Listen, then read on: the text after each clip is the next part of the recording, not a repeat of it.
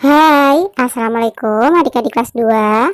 Pada video kali ini kita akan belajar tema 6, subtema 4, pembelajaran 6.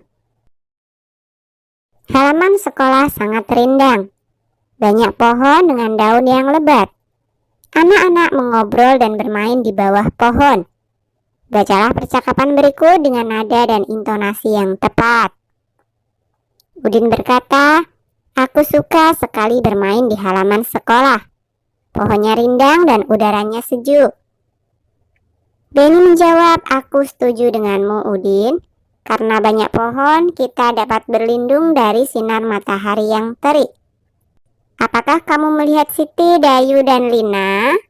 "Aku belum melihat mereka dari tadi," tanya Niko. "Mereka sedang melihat pohon yang mereka tanam tadi pagi," jawab Benny. Niko bertanya, "Pohon apa yang mereka tanam?" "Pohon cemara." "Apakah kamu pernah melihat pohon cemara, Niko?" tanya Benny. "Sepertinya aku pernah melihat pohon cemara saat pergi berlibur ke puncak," jawab Niko. "Di manakah mereka menanam pohon cemara?" tanya Udin. "Di dekat ruang guru," jawab Benny. Nah, setelah membaca percakapan di atas, buatlah percakapanmu sendiri. Diskusikan bersama dengan teman kelompokmu. Satu kelompok dapat terdiri atas 3 sampai 4 orang. Berikut adalah situasi percakapan yang dapat digunakan. 1. Kalian ingin menambahkan tanaman dalam pot untuk sekolah. 2. Kalian berdiskusi cara merawat tanaman. 3. Kalian memilih tanaman yang akan kalian tanam di sekolah. Nah, pilihlah satu situasi yang kalian inginkan dan buatlah dalam bentuk percakapan. Tuliskan percakapan kalian pada buku tulis masing-masing. Dalam percakapan tersebut harus terdapat beberapa kalimat tanya. Gunakan huruf besar pada awal kalimat.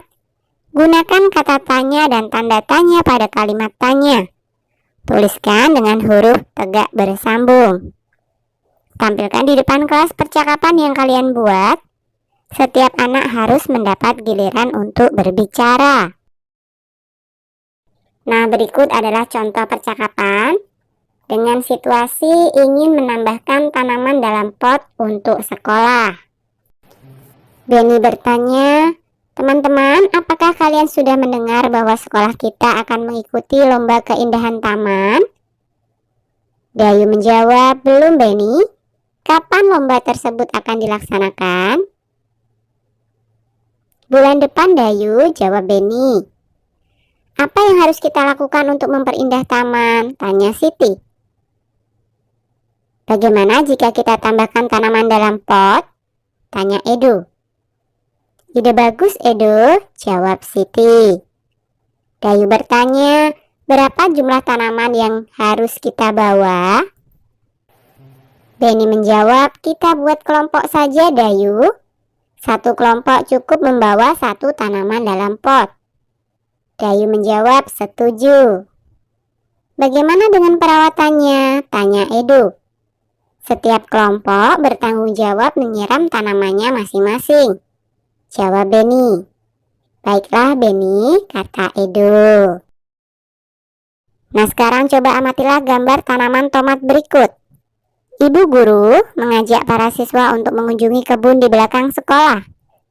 Di kebun tumbuh tanaman tomat. Tanaman tomat sudah berbuah dan siap dipetik. Para siswa mengamati buah tomat yang sudah dikemas dalam plastik.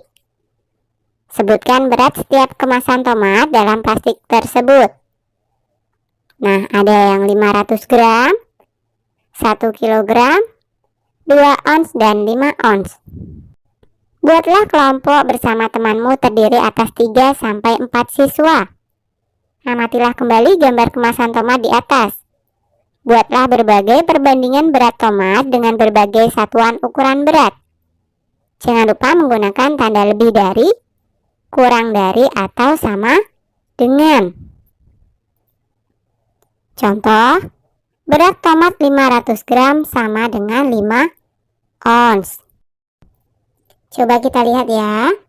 Contoh perbandingan yang berikutnya adalah berat tomat 500 gram kurang dari 1 kilogram. Berat tomat 1 kilogram lebih dari 2 ons. Kemudian berat tomat 2 ons kurang dari 5 ons. Contoh perbandingan yang berikutnya, berat tomat 1 kilogram lebih dari 5 ons. Kemudian berat tomat 500 gram lebih dari 2 ons. Nah, itu tadi hanya contoh ya.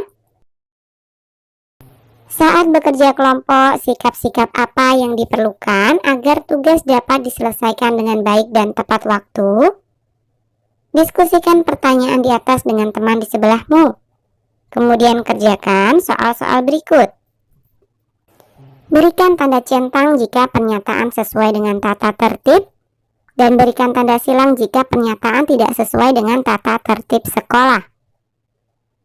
Nah, pernyataan yang pertama, siswa mengobrol saat guru menjelaskan tugas yang harus dikerjakan. Ini tidak sesuai ya, jadi kita silang. Kemudian pernyataan yang kedua, siswa aktif memberikan pendapat pada diskusi kelompok.